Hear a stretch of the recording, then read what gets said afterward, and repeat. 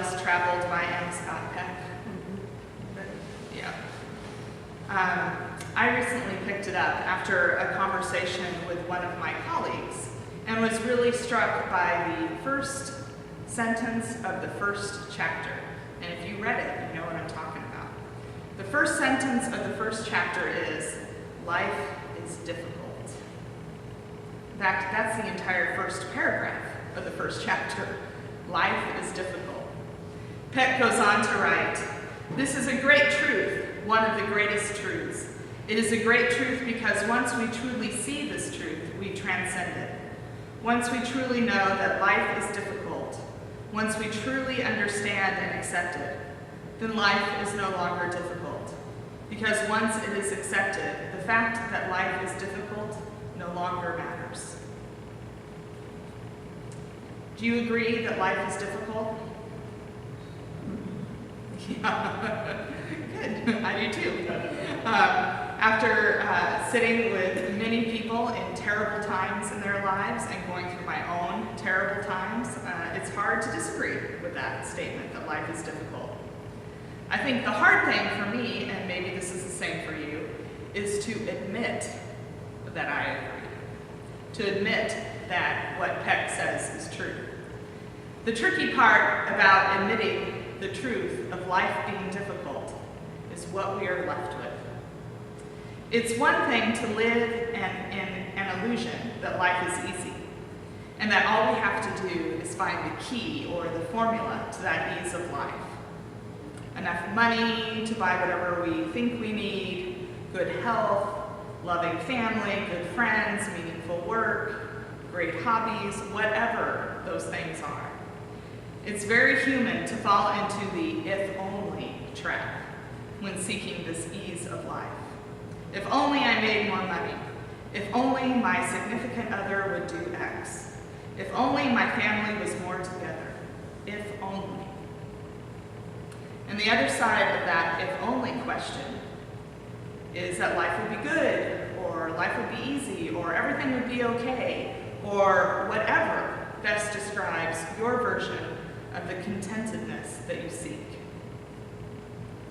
But when we admit that life is difficult, it strips away our if-only illusions. It strips away our motivation to be constantly pushing ourselves, our families, to do all the right things, to be all the right things, to have all the right things, so that one day we can arrive on the other side of this if-only.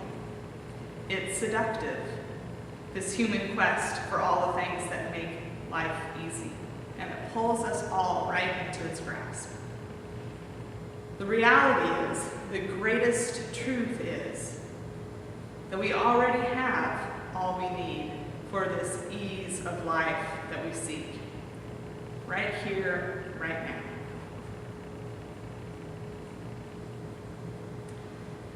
Today's gospel begins with when Jesus entered the temple. So that tells us that Jesus is now in Jerusalem. And that's a significant thing in the life and ministry of Jesus.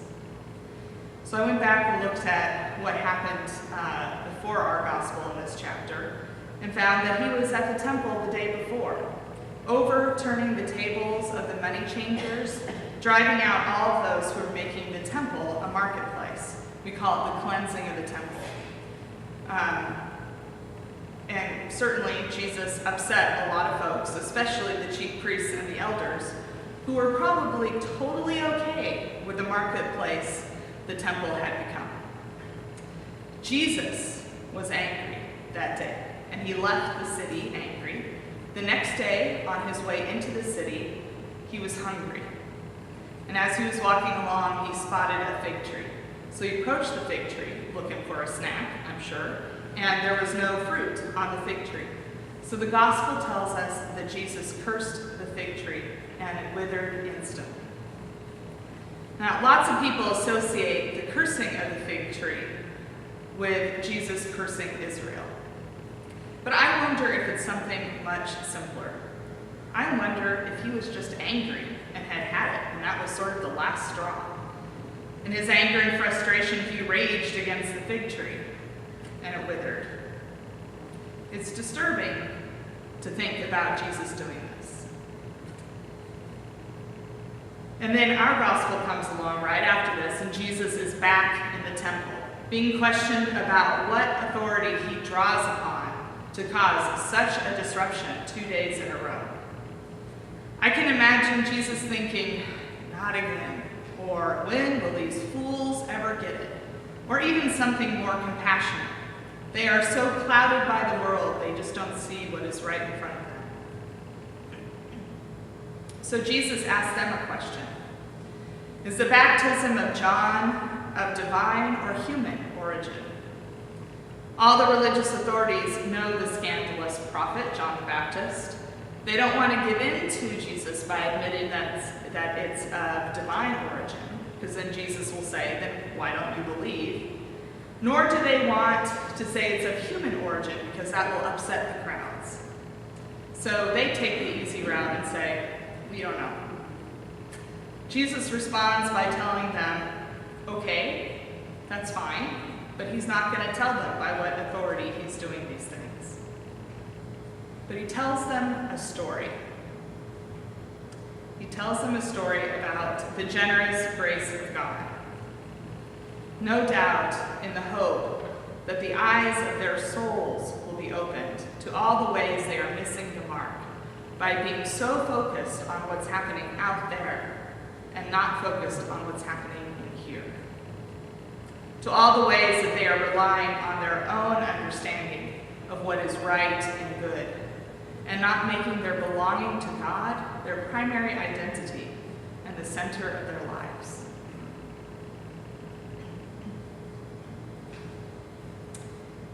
We human beings are complex creations. We grasp for what makes us comfortable. We seek those things that make our lives less difficult. And we lose sight of the fact that everything we have, everything we are, comes from God.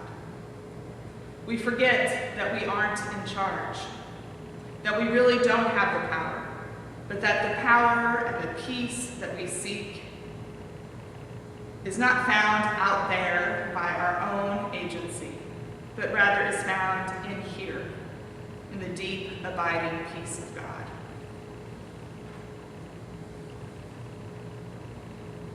The thing about Jesus that we see so clearly in today's gospel is that Jesus disrupts all these human pursuits of power and ease of life.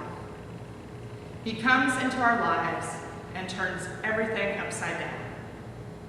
He overturns whatever it is in us that keeps us running for the other side of whatever our own if-onlys are. He pulls the rug out from under us and shows us what is real, what is true, what is meaningful.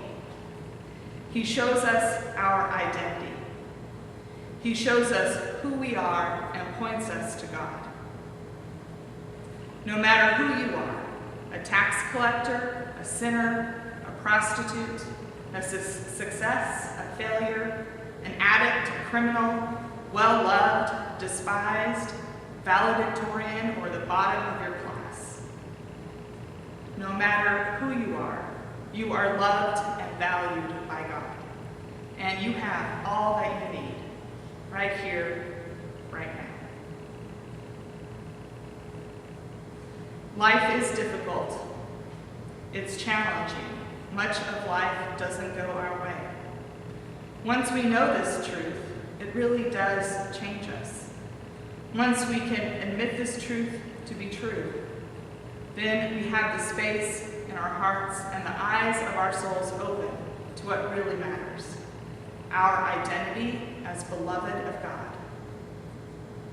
Now hear that, our identity, that means who we are as beloved of God, and a life lived in faithfulness to this truth.